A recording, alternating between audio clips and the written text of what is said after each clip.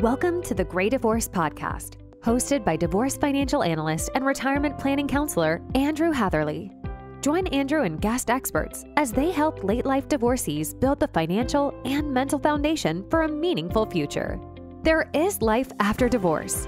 Now, on to the show.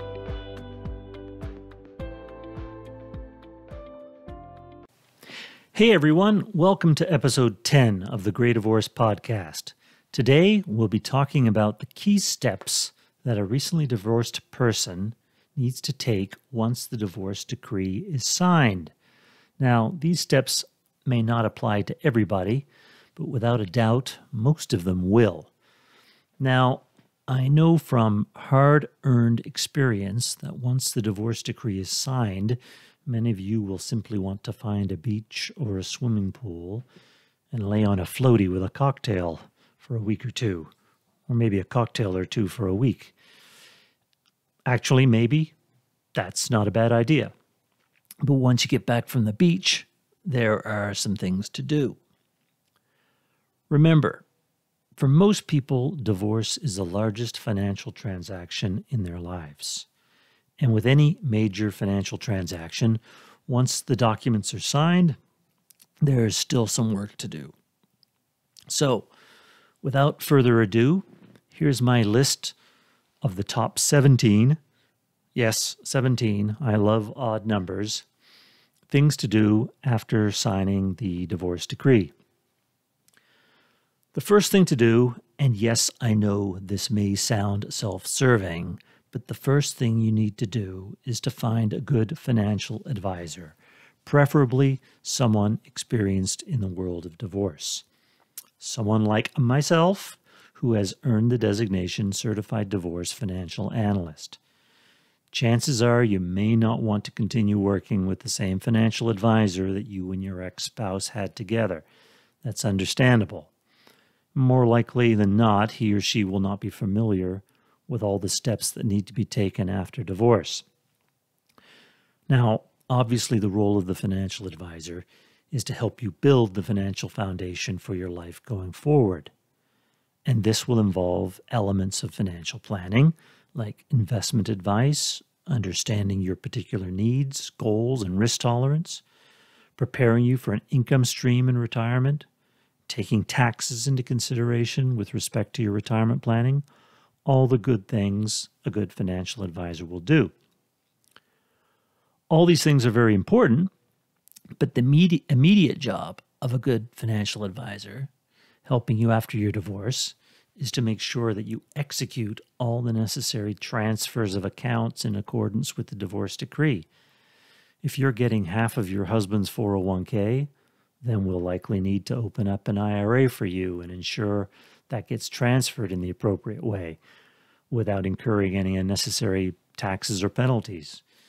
If you're getting half of your wife's brokerage account, we need to open up a brokerage account and ensure all those funds or investments get transferred in a way that's tax efficient. 2, it's important that you retain the services of a tax preparer and review tax planning for the year of divorce. Remember, your tax filing status is determined by your marital status on December 31st. So if you're divorced on December 29th, then you'll be filing as a single person for that year. If you were divorced on January 1st, then you'll be filing as a married person for the previous year, either jointly or married, filing separately. Be sure to review any tax withholding allowances and any required quarterly tax payments. Also, if you have children, you'll want to speak to your tax person about how the tax benefits will be claimed relating to dependent children. Third item to do after divorce: close those joint accounts and joint credit cards. If you and your spouse had joint bank accounts, credit cards, or other financial accounts, it's important to close those and remove your ex-spouse's name from them. This helps to avoid potential financial disputes or issues in the future. Believe me, you don't want to go back and deal with your spouse over financial issues after you've gone through this divorce. So go ahead and open new credit card accounts in your individual name. You may have opened new individual accounts during the divorce, and that's okay. Fourth item, update your will and estate plan. After divorce, it's important to update your will and estate plan to reflect any changes in your assets and beneficiaries. This includes updating your power of attorney, healthcare proxy, physician's directives, and any other relevant documents.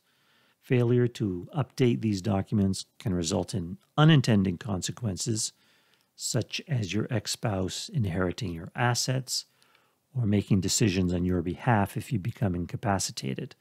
You probably don't want that happening. 5.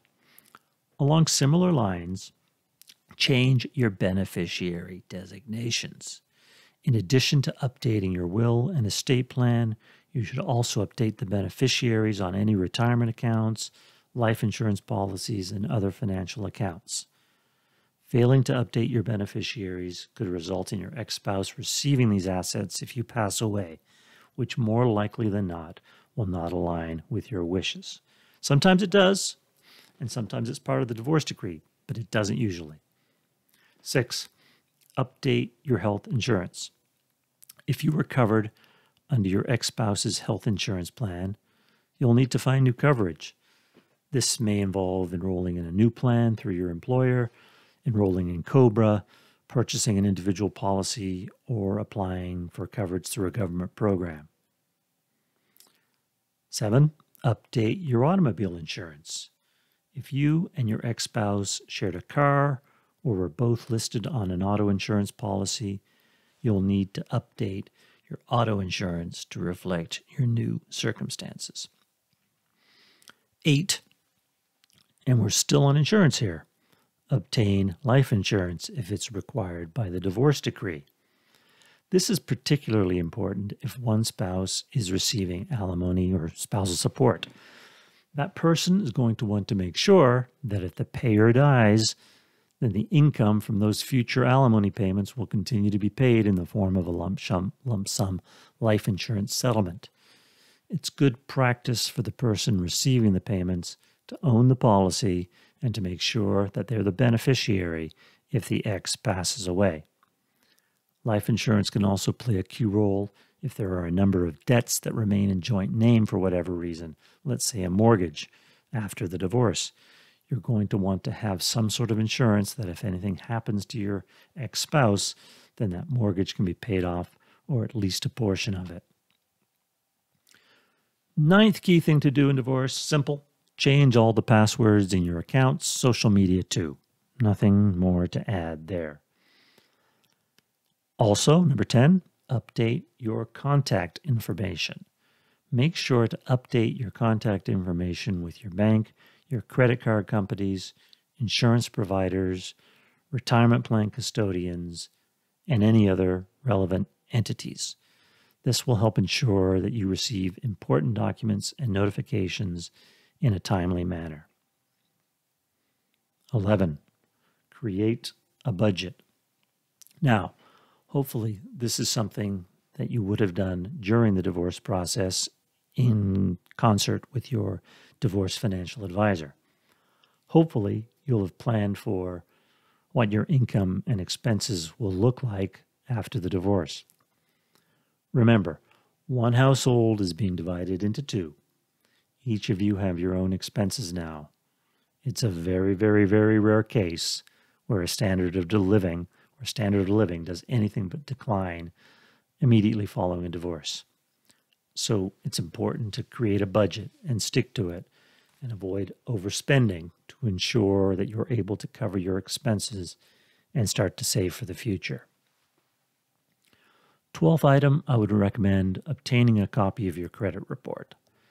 After a divorce, it's a good idea to obtain a copy of your credit report to ensure that there are no errors or inaccuracies that could impact your credit score. You should also monitor your credit report regularly to stay on top of any potential issues. I always recommend my clients go to the website annualcreditreport.com. Federal law allows you to get a free copy of your credit report every 12 months from each credit reporting agency. And those reporting companies are, if you didn't know, Experian, TransUnion, and Equifax. Okay, lucky number 13. Here's a fun one. Seriously consider a prenuptial agreement for your next relationship. Now, for some of you emerging from divorce, the thought of getting married again might turn your stomach. But I know there are people out there who are remarrying while the ink is barely dry on their divorce decree. I fell into the former category. I said I would never get married again. I just said that I would think long. I never said I'd never get married again. I just said that I would think long and hard about it, and there was no way on God's green earth that it was happening without a prenuptial agreement. For those of us who've gone through mid to late life divorce and have spent many years rebuilding, it's just foolish not to protect ourselves. So that's my editorial comment for the day. Let's consider some very important non-financial to-dos that should be on your post-divorce checklist. First of all, number 14, protect your mental health. Going through divorce can be emotionally exhausting, so it's important to take time to heal and process your emotions. This may involve seeking support from a therapist or maybe also a certified divorce coach, participating in a support group, or simply taking time to reflect and recharge. 15, you need to take care of your physical health in addition to your emotional well-being. This may involve exercising regularly, eating a healthy diet, and getting enough sleep. For people who don't like to go to the gym or may be somewhat averse to working out, try to take it one step at a time. Try to build one or two good habits and then build on those. I always refer people to the great book, Atomic Habits by James Clear. He talks about a concept called habit stacking. This is a technique that I've used. Essentially, you start with one habit. Let's say, don't eat or drink alcohol after 6 o'clock in the evening. If you can keep that habit up, you'll find that you start getting a much better night's sleep. And when you get a good night's sleep, you'll feel more refreshed when you wake up. And when you feel more refreshed when you wake up, you're more inclined to move, to maybe get some exercise. The mental and physical benefits of exercise have been well documented and researched. Pretty soon, the chances are good that you can get yourself into a virtuous cycle as opposed to a vicious cycle. And a virtuous cycle of a good night's sleep, healthy exercise, healthy diet, which all contribute to a positive mindset. None of this can be underestimated in terms of personal growth after divorce. It's all very positive. In conjunction with that, seek new social connections. Number 16, divorce can be isolating. In fact, research has shown that men suffer a greater, quote-unquote, social penalty in divorce than women. But whether male or female, it's important to seek out new social connections to help you feel supported and connected. This may involve joining a club or organization, volunteering in your community, or participating in a group activity or sport. I'm partial to group activities like hiking or pickleball because these are ways you're getting the social connection in the context of a healthy physical activity. Both are a plus. 17, last but not least, pursue your passions. After your divorce, it's important to focus on yourself and pursue your passions. This may involve taking up a new hobby, traveling, or exploring new career opportunities. Emerging from divorce can be a great opportunity to explore new avenues of creativity. In fact, I dove pretty deeply into this subject in the Grey Divorce podcast, episode number 4, where I spoke about growth after Grey Divorce, personal growth after Grey Divorce. When I first began conducting divorce workshops in 2017, I made it a point to emphasize that there is life after divorce, and it can be a better, richer, more rewarding life because we're given the opportunity to start again, to re-examine our lives, and to reflect on the fact that we're emerging from a situation that wasn't right for us. In episode 4, I spoke about the concept of post-traumatic growth. You might want to Google post-traumatic growth. The leading expert in the field is a psychologist by the name of Richard Tedeschi, and he wrote that psychologists like him over the last 25 years have learned that negative experiences can spur positive change, including a recognition of personal strength, the exploration of new possibilities, improved relationships, and a greater appreciation for life and spiritual growth. For now, I'll leave you with this thought. Divorce is a difficult process, but taking the time to address these important post-divorce checklist items can help ensure a smooth transition to your new life. There's a financial component, updating legal documents, financial accounts, making sure beneficiaries and trusts are updated. And there's a personal or social component. And there's a health component, which is extremely important too. If you're emerging from mid to late life gray divorce, you've got the opportunity now to create a new identity, to grow. There's no turning back the clock to who you were as a husband or wife, but there are any number of possibilities in your future, and you have the power to write a great third act in your story. If you'd like some help building the financial foundation for a meaningful and purposeful life after gray divorce, please reach out via my website, transcendretirement.net. As always, thank you for listening to the Gray Divorce Podcast.